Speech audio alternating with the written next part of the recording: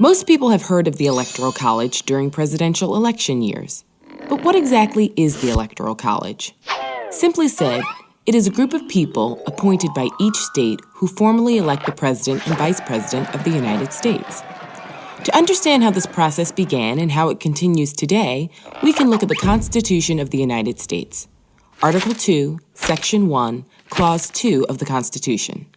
It specifies how many electors each state is entitled to have. Since 1964, there have been 538 electors in each presidential election. How did they decide on the number 538? Well, the number of electors is equal to the total voting membership of the United States Congress, 435 representatives plus 100 senators and 3 electors from the District of Columbia. Essentially, the Democratic candidate and Republican candidate are each trying to add up the electors in every state so that they surpass 270 electoral votes, or just over half of 538 votes, and win the presidency. So how do states even get electoral votes? Each state receives a particular number of electors based on population size.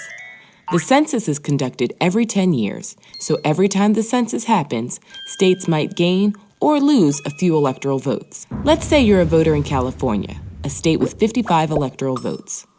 If your candidate wins in California, they get all 55 of the state's electoral votes. If your candidate loses, they get none.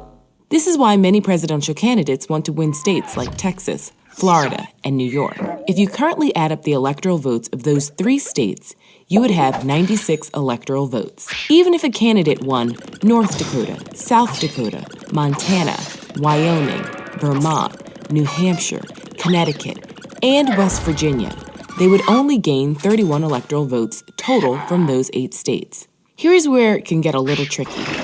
On a rare occasion, like in the year 2000, someone can win the popular vote but fail to gain 270 electoral votes. This means that the winner may have won and collected their electoral votes by small margins, winning just enough states with just enough electoral votes, but the losing candidate may have captured large voter margins in the remaining states. If this is the case, the very large margins secured by the losing candidate in the other states would add up to over 50% of the ballots cast nationally. Therefore, the losing candidate may have gained more than 50% of the ballots cast by voters, but failed to gain 270 of the electoral votes. Some critics of the Electoral College argue the system gives an unfair advantage to states with large numbers of electoral votes. Think of it this way.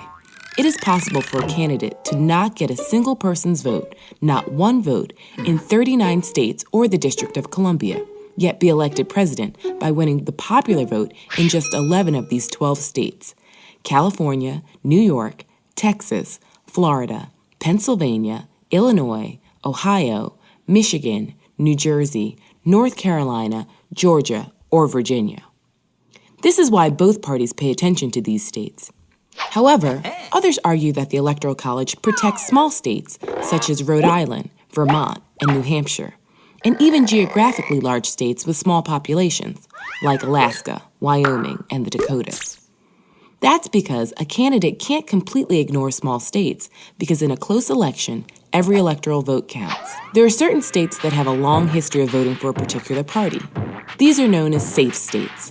For the past 4 election cycles, in 1996, 2000, 2004, and 2008, Democrats could count on states like Oregon, Maryland, Michigan, and Massachusetts, whereas the Republicans could count on states like Mississippi, Alabama, Kansas, and Idaho.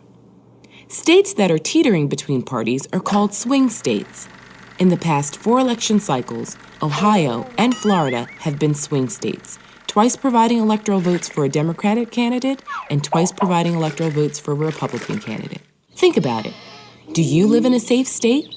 If so, is it a Democratic or Republican safe state? Do you live in a swing state? Are your neighboring states swing or safe? Is the population in your state increasing or decreasing? And do not forget, when you're watching the electoral returns on election night every 4 years and the big map of the United States is on the screen, know that the magic number is 270 and start adding.